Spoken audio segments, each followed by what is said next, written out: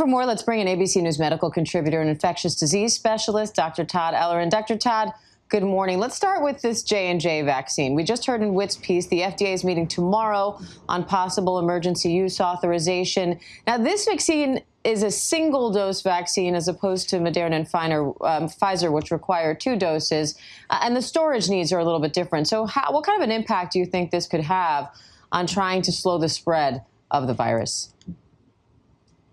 I think this is, going to have massive impact. Like you said, single dose that will really decompress us from a logistical perspective. Getting that second dose within 3 to 4 weeks is really hard on the companies having to manufacture. The other point is, remember, it doesn't require that freezer. So it just requires refrigeration. So that's not only important in the United States, but obviously remember this is a global effort. And lastly, because it's a viral type of vaccine, it allows for great scalability. So all of those things are real promising.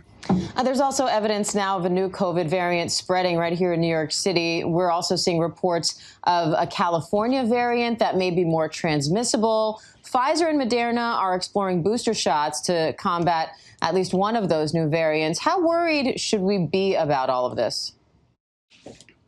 Well, Diane, obviously these variants are concerning, right? I think what we're seeing is what we call convergent evolution. That's a fancy word for saying sort of survival of the fittest. So we're seeing viruses that have competitive advantages, whether they can spread more efficiently. So again, concerning. But the good news is so far we've seen that the vaccines look like they work to prevent severe infections. As long as these variants aren't causing more hospitalizations, ICU admissions, and deaths, I think we're in good shape. Also, important that the platform for these vaccines allow the technology to check and adjust so we can get different vaccines that are able to cover these variants. So again, all of this is promising.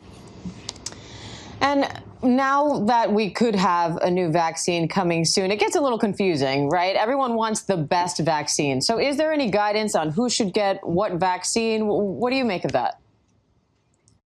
Right. So again, remember, the demand far exceeds the supply. So the best vaccine right now is the one that you can roll up your sleeves and get. That's the most important thing. All of them look like they help prevent against severe disease. That's the major metric we want to follow.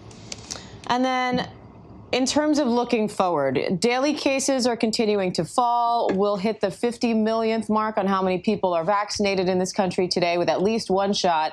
So does this offer any more clarity on when we'll be able to return to quote unquote normal? So Diane, over 500,000 deaths in the United States in a year. We've dropped our lifespan by 1 year.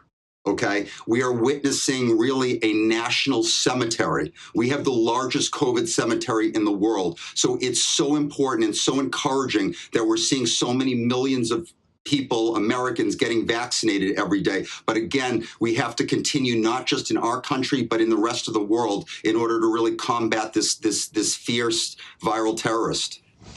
All right, Dr. Todd Ellerin, it's always great to have you, even if you don't have great news for us. Thank you. Take care, Diane. Hi, everyone. George Stephanopoulos here. Thanks for checking out the ABC News YouTube channel. If you'd like to get more videos, show highlights, and watch live event coverage, click on the right over here to subscribe to our channel. And don't forget to download the ABC News app for breaking news alerts. Thanks for watching.